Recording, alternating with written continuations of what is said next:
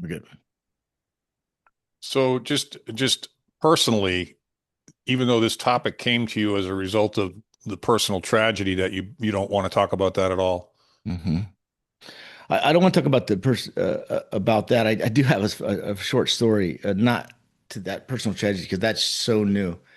I just can't even refer to it. But I do I will refer to uh, the experience of being on the East Coast and staying in a room. And he's I think he's probably mid 20s, and he was off to college, and it was he's a COVID kid, so he's right in the middle of trying to find himself, and now he's like a lot of kids, young men during COVID, he lost some school, lost a lot of things, and so I could turn that story This is into another kid. yeah, another kid, another family member, by the way. Hmm. When we stayed in his mother and father's home, we were in his bedroom. We slept in his bedroom, and he had a letter from Trump on the wall. Oh, nice. Well, it wasn't directly from Trump, but and so I was just curious of how he was able to get Trump to respond to him. And then I got the whole story. You'll love the story. I'll share the story when we're in there. The point is, he is a young man trying to figure the world out, and he's going to graduate next year, and he's scared. He's scared to death because, and he's been through a lot. His generation, or I should say, his time period, right? Um, and then, yeah, we could talk about, if you'd like, you mentioned your son. We could talk about my son. We could talk about my nephews, not the one that's dead, but they're struggling. And as I said, they all have one thing in common, and that's they're self-medicating. And why we've always self-medicated, we always done drugs, but why is it different? Well, it's different because there's social differences, and there's this technology, and there's these drugs that you mentioned. Um, and it's a cultural thing that is Mark, this could be as big, maybe bigger than what inspired us to do the podcast, and that was the amount of men committing suicide. Because even though he didn't commit suicide, this was a form of suicide. He was self-medicating to the point where he didn't want to be here, and he's gone. So we have men, young men, killing themselves either with drugs or it's always the book is comes back to we have to build these men for others, and the lack of hope between 18 and 19-year-old males is the greatest threat. It's always been that way. I've shared that story with you before. We have to focus on these young men. Everybody benefits from that, and somehow, because you're young and you're Caucasian and you're male and you're heterosexual, that's become those poor kids have become the fucking punching bag for these political tools, and it just drives me fucking furious because I've seen it with my own eyes. So Well, yeah. I mean, this could go. I don't want. Yeah, it could go. I don't want to make this a political show, but I'm also not going to hold back about my feelings about what I've experienced, especially when it's this close to you. I'm not talking about the fucking kids from Hayward.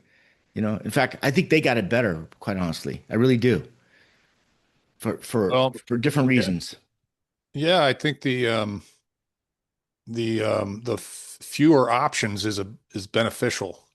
I think there's too many options for everybody now. But anyway, Yeah. Yeah. let's just drive the self-worth conversation and Okay. the Yeah. two And just so you parties know, I involved. got a hard stop I had another call at 12 o'clock. That's why. That's fine. We got 35 minutes. Let's just go Yeah. for 30 and Okay. get you off in time. I'm Okay. gonna I'm gonna introduce us here whenever you're ready. Sounds good. Let's go. Yeah. Well, hello, and welcome to another episode of the Imperfect Men's Club podcast. My name is Mark Aylward, and I'm here as always with my good friend, colleague, and co-host Jim Gurley. And Jim brought a topic to us today. The topic is self-worth. And to give it a little bit of context, Jim, before I throw it over to you and you can put it in the framework of the wheel, this is it's being driven by Jim's impression and my impression of a pretty huge problem that we think, and that is the way that young men in particular today are more scared and confused and anxious about the future, and a little bit about why we think that happened, and then a lot more about what we think we might be able to do about that to help in it, even in a small way, because I'm in agreement with Jim. I think this is a massive issue. I think it's growing. I don't think we've seen the horrible consequences of it yet, but all the data that I've researched in writing my book, at least about men in general, all the bad stuff, suicide, addiction, anxiety, depression, they're all going through the roof. They're much higher in men than they are in women, and they're much higher in men today than they were 10, 15 years ago. So that's the context of what we're going to talk about today. Jim, what do you got to add to that? Well, yeah, Mark, today's episode is like every other episode, but I think the difference today is this is going to be more focused on young men. The Imperfect Men's Club podcast was inspired by um, our a personal quest to start a conversation about men in general, particularly men in their midlife and and depression, suicide, all these really difficult things that men have a hard time talking about. And I think we've done a pretty good job the last 5 years Yeah, yeah. of creating this framework of these five areas in our life that we've identified. I'll go through those shortly, no particular order. But as a man, our career, our life's work is our identity. It's really a part of who we are. And Mm-hmm. and I say as a man because it's different as a woman, and not better, not worse, just different. That's all. And that's the conversation that we're going to have today about young men and their role, and certainly not to compare our lives to theirs, but they have a whole new set of challenges that we didn't have at the time. And that's social media, a social movement of focusing on women and other genders and other sexual preferences, things that unfortunately had nothing to do with them. So, but I want to talk about our framework and how it applies to young men as well. It applies to everybody. The other areas after our profession is our relationship with ourselves, and that's our physical health and our mental health. Mental health for young men is at the highest rate it's ever been of depression, anxiety, and a lot of other things. We can't ignore this. This is our future. So we'll talk about that. Also, the relationship that young men have with the world, and that's whether it's their religions, if they have some framework of a spiritual uh, family, but also their childhood and who they are. We talk about their nationality, the color of their skin. Unfortunately, we're at a place time now that if they happen to be um, uh, I don't know what to call it, white, Caucasian, whatever it is, that's actually used against them in a way that is terrible. So then there's also the politics, the fight that's going on between the red team and the blue team, and how it filters right down into the K through 12 system, and then how that's pushed out on them. And then also the relationship with money, what how they make money, how their parents make money. It's just it again, everything that we've created in the Imperfect Men's Club applies to this. I miss any, Mark? I miss. I'm a little bit off just because this is going to be an emotional episode in terms of talking about Yeah, something yeah. I mean, that's it's a big deal. I think the no, I think you might have missed one of them, but I can't think of which one it was. So I think the framework is, oh you know, yeah, that probably the most important one, the relationship with others, and we others, have yeah. two categories, which is relationship with um, male and female, a relationship we have with our mothers, our sisters, our girlfriends, our wives, our whatever it is different than a relationship with this. So this conversation is going to have a lot to do with the relationship with your father, especially as a young man. That's the first man in their life that has a huge influence on them. I've also always said that there's your birth father, and obviously, that's the most important one. But I've learned, especially working with a lot of young men, when a young man starts to go through puberty around 13, 14 years old, or even younger in some cases.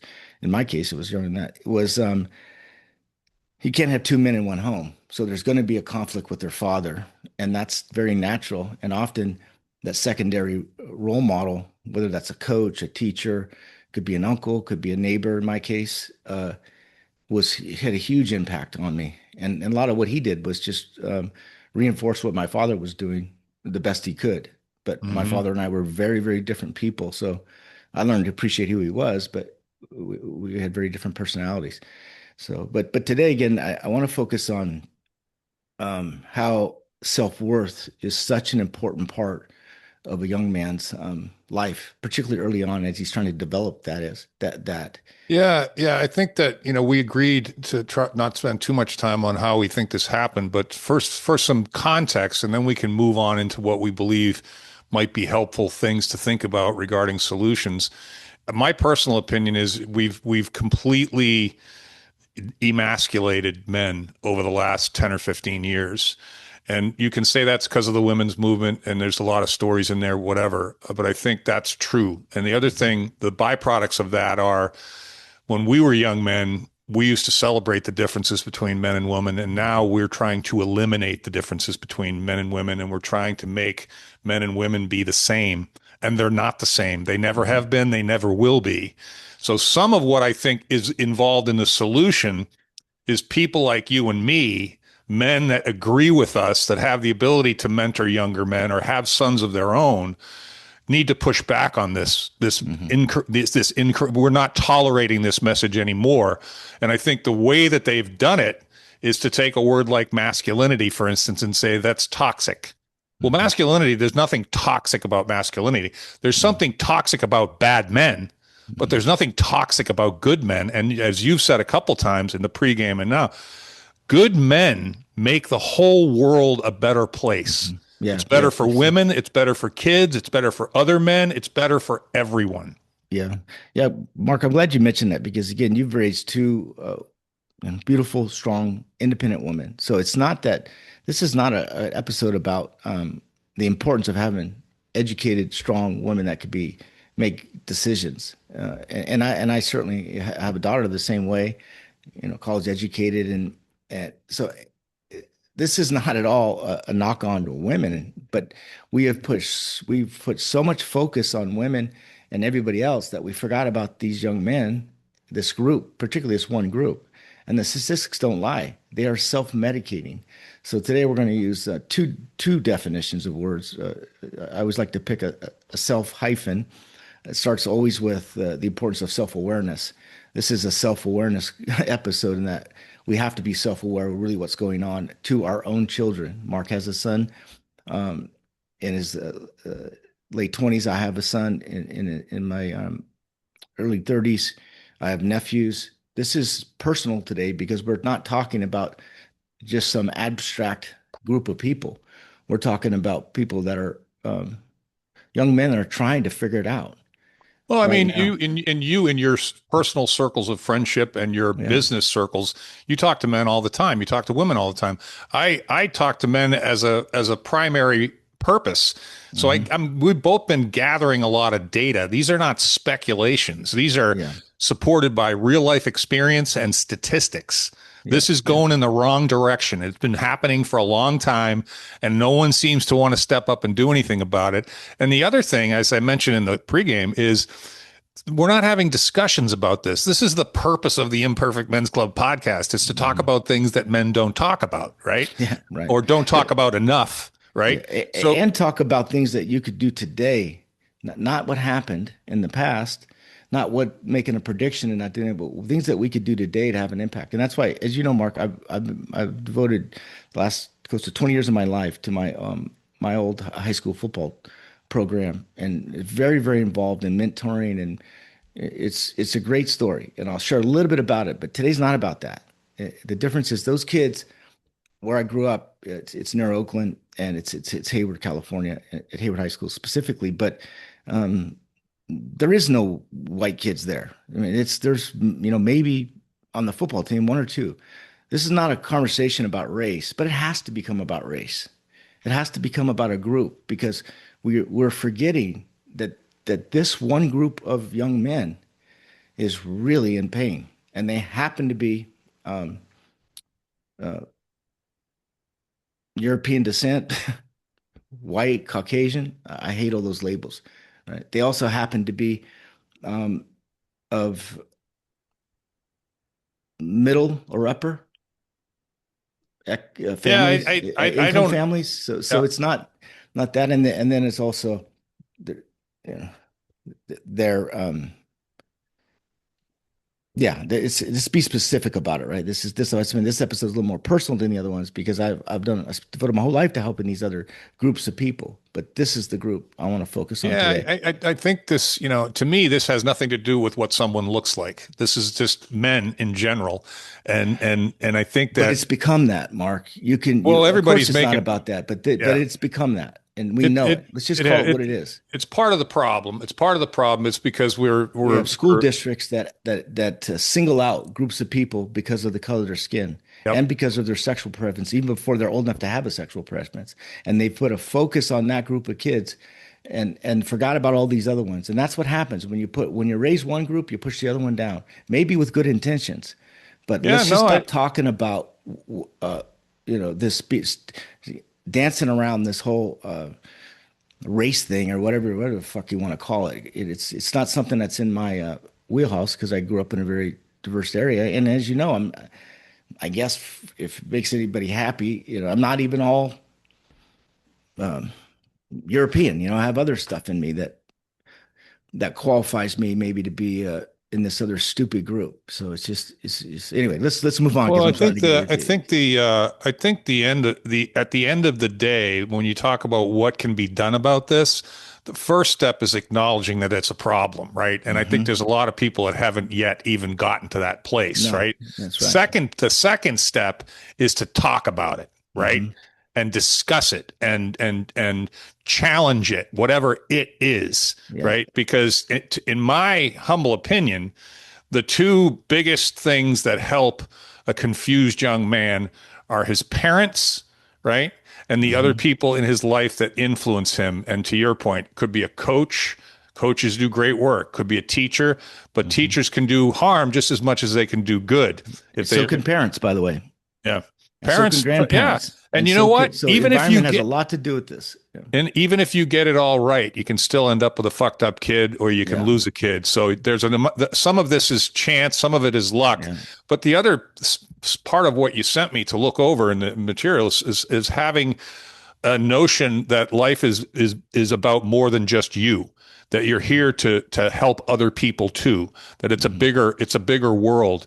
And in my experience as a man, my most engaging moments, my most satisfying moments are when I help other people, right? Yeah. And Yeah. I think you could say the same about Yeah. yourself. But again, those are things that we can do later on in life. But just going back to this group of young men, we'll start off with the definition of self-worth, Mark. I think that kind of sets the stage for the conversation, and then we'll start to see how we could use that as a way to have conversations with them or get to this group. But Yeah, I so mean, nurturing their self-worth is yeah, certainly so helpful. So, start off with the definition of self-worth if you could.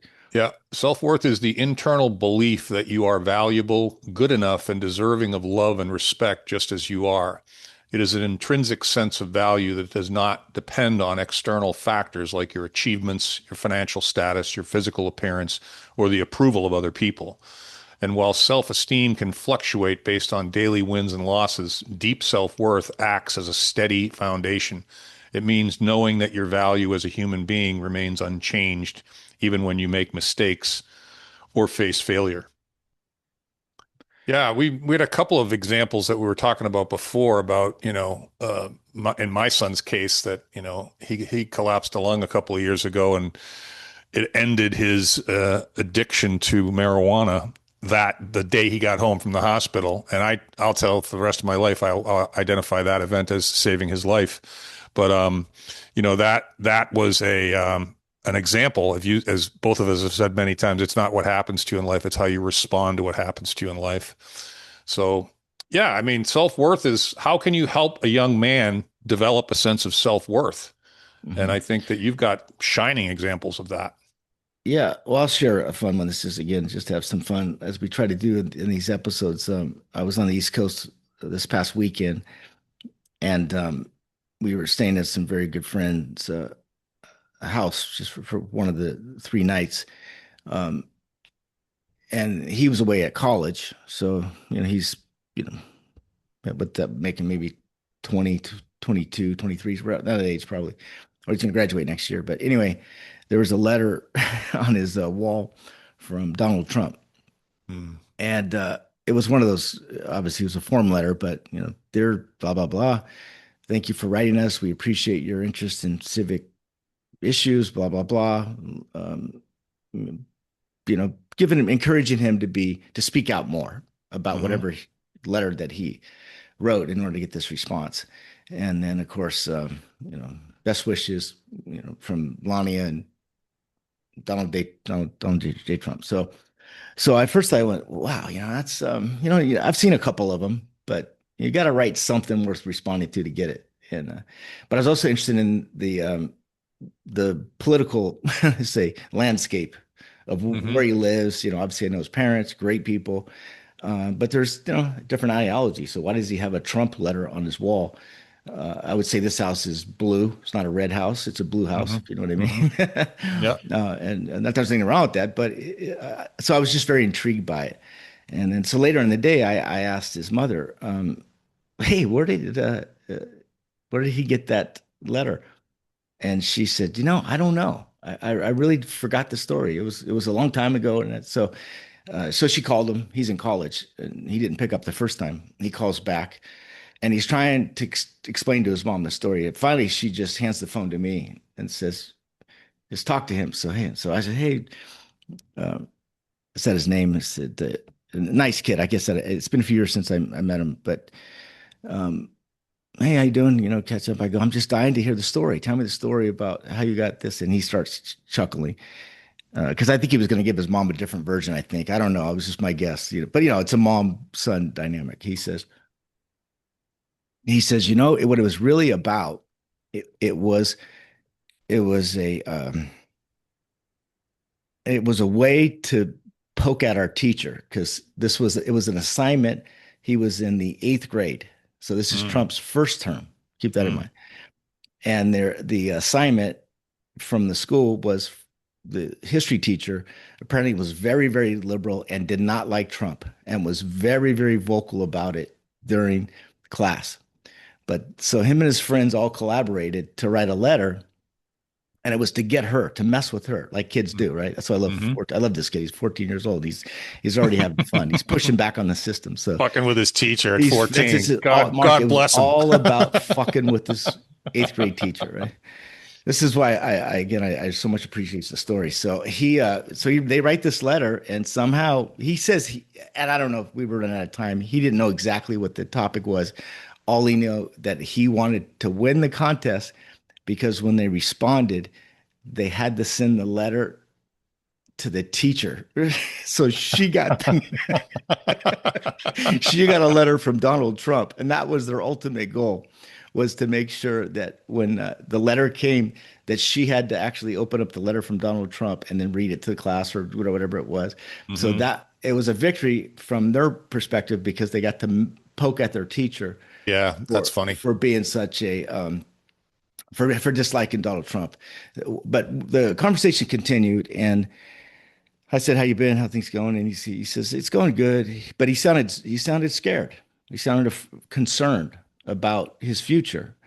The other thing that's important to mention, he's that class that was directly had a direct impact because of the COVID time period. So he lost his football season. He lost his high school experience. He lost a lot of things. And this is also my other this I have a nephew that's gone through the same thing. That's why this episode is specific about those young men that the world really changed during that time period. And it is political a little bit, right? We had an administration that went all in on DEI. We had an administration that went all in on COVID, and it really disrupted their whole high school experience. And Yeah, and no, it messaging out was It's difficult. So he has struggled. He's struggled into a number of different schools, a number of different colleges, and trying to find his way. And he's doing good now. He's going to graduate with an accounting degree, and he was really concerned about it because he says, well, AI is going to take my job, and my classmates are using AI to cheat on their homework, and I won't do that. And at first I said, hey, again, I'm trying to respect his privacy. I don't want to use his first name, but I said, this is the most exciting time to ever be alive. What are you talking about? I Yeah. said, that same thing that scares you about AI is going to create opportunities that we don't even know of. The fact that you have an accounting degree means that you understand the fundamentals of how accounting works, how math works.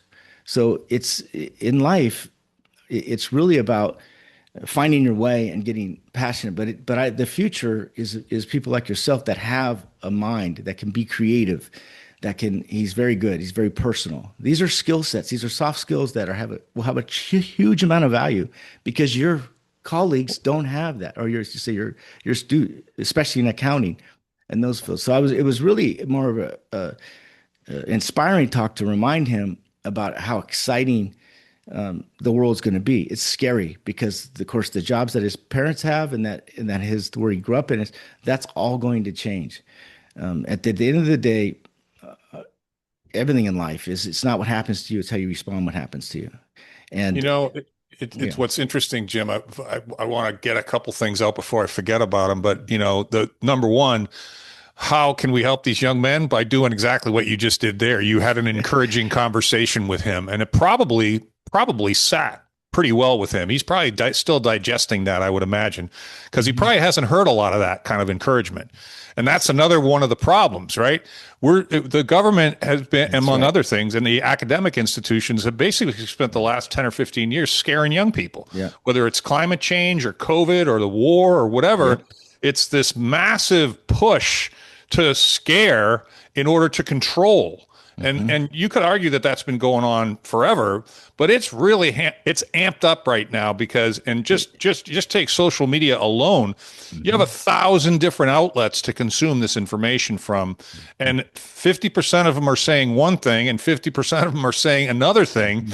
Yep. and both parties are having a real hard time discussing any of these disagreements, and we're being discouraged from discussing some of these disagreements, which completely halts any progress whatsoever to be made on these agreements.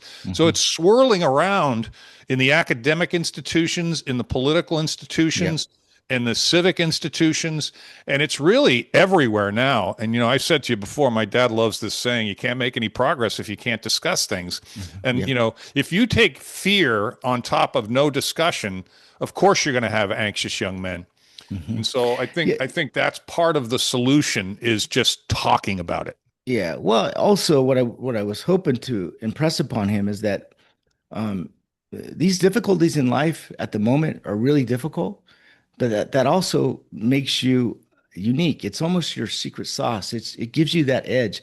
And my ultimate message was take this and go prove them all wrong. Yeah. Make this your quest. Make this your mission in life, and give them the big finger, especially that especially that eighth grade teacher.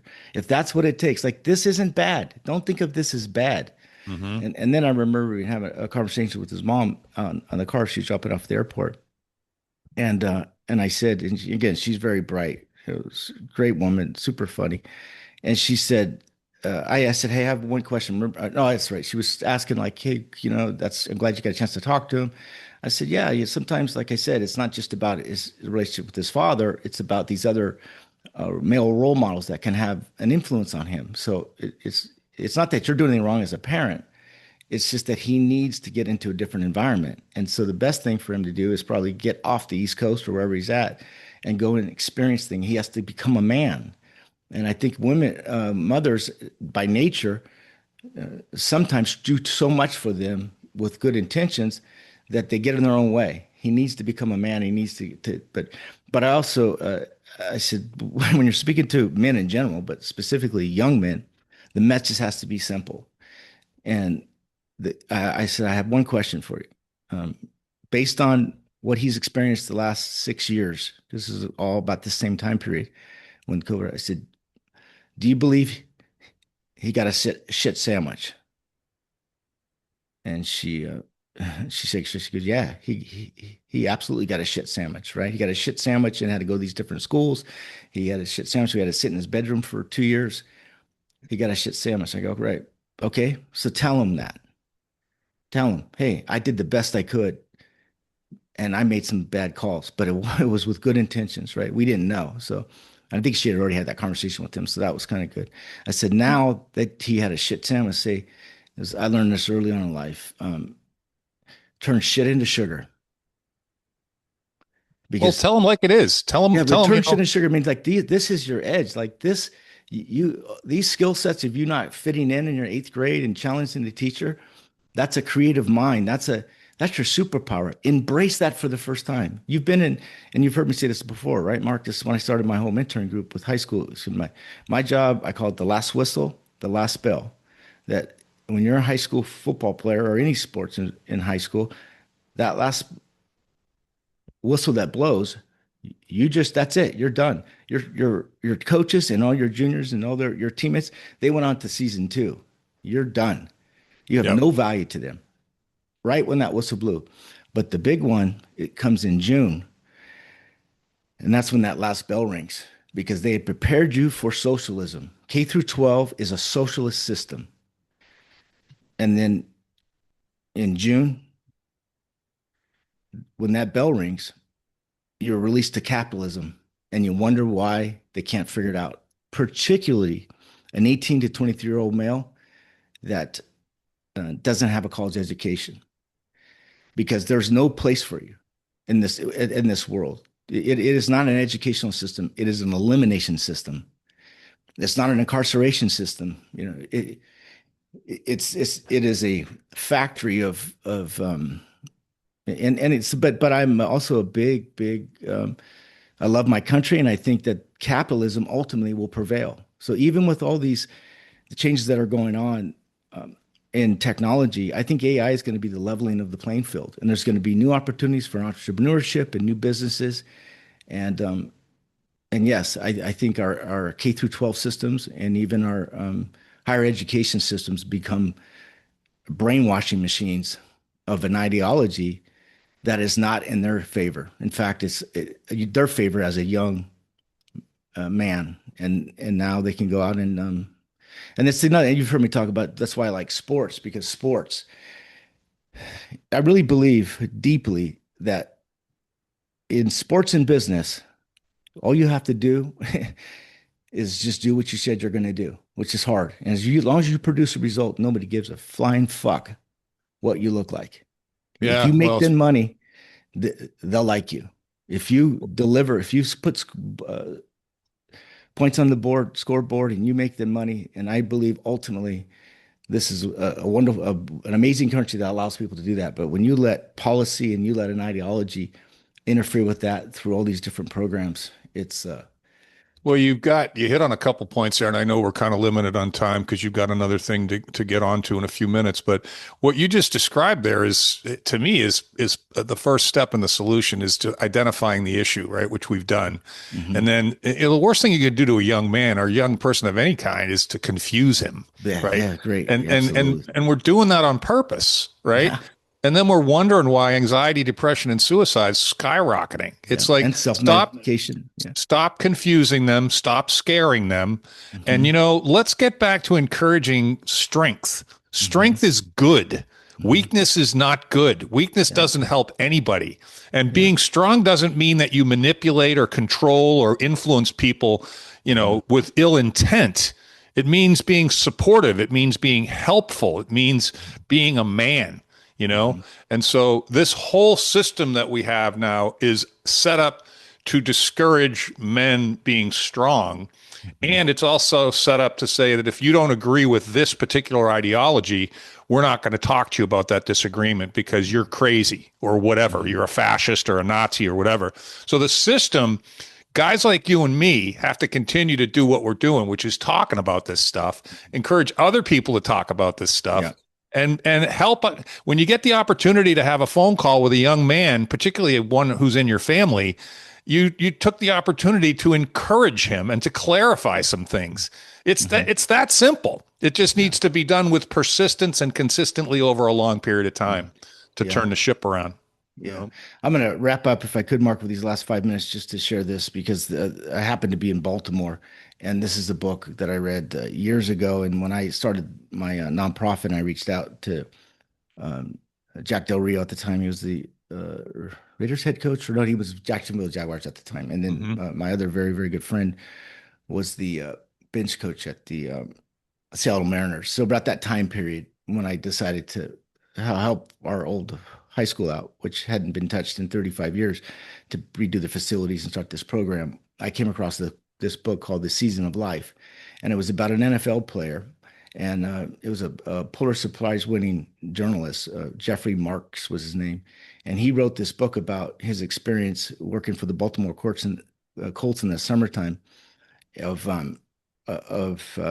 this one player that went on to start a high school football program in Baltimore, I believe. He talks all over the country now, but his message is very simple, and it was that if we don't deal with building young men for others, building men for others, and we don't get them early on in life, then this is the only way to fix the world's problems, our country's problems.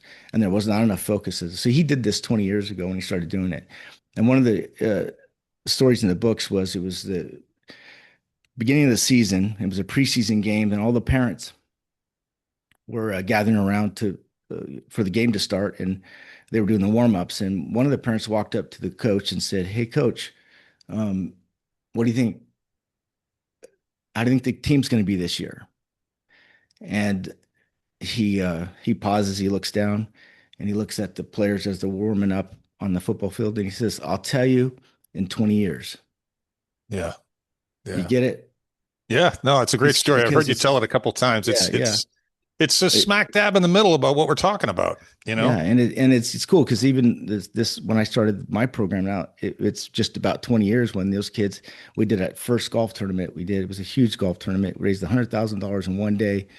Redid the weight room. We had three NFL Hall of Famers there. Of course, Jack was there with some of his players. Maurice Drew-Jones at the time. Don was there. So we started there, and right now I have well, there's about five of the coaches of that those kids came back are now the coaches at the same high school. One's the Mhm. athletic director, one's the head coach, the other one is a teacher of some kind. Three of them have their master's degree, and the change happened within, meaning that I've always said the change has to come from within, not from the Mhm. outside people telling me. And it's not just like a skin color thing. It is a mindset, it's a mentality. So it can be done, but again, and the school is doing very well. The crime has gone down. The high school I went to had a 33% dropout rate. That means the kid that started in the ninth grade, 33% of them would not graduate high school. This is part of the Well, I mean, and there's your model right there, yeah. dude. Well, and the fact if they're involved in a sport, it doesn't have to be football. It could be art, it could be anything, right? Then that dropout rate goes from 30%, down to 5% or 10% because they have structure, they have a Yep. male role model, they have belonging. And so I think we overcomplicate it. We really do. But yeah, yeah, it's personal, right? I think it's personal because I think we both shared. If it hadn't been for my high school experience and being around those coaches and that structure, and obviously a good family, my life would have been very different. And now that my son has cousins that are struggling with drug addiction and other things, I also think I shared with you. I had two cousins my age, and you know, one went to prison for 10 years, the other one went out of prison for 30 years because they went into the gangs. Fortunately, I went into football, Yep. and that was my track. So it is environment, and it is um, people sometimes right next to them, whether that's a grandfather, it's an uncle. It's so all Yeah, right, we Mark. lose sight. We lose sight of the fact that we have such an influence over young men. We just need to Yeah, talk about it more, and we need to be more encouraging and less confusing and fear mongering. yeah. So, all right, dude. Thanks for All sharing that right. story. Thank Appreciate you. the Till topic. next week. See Appreciate ya. it, Mark.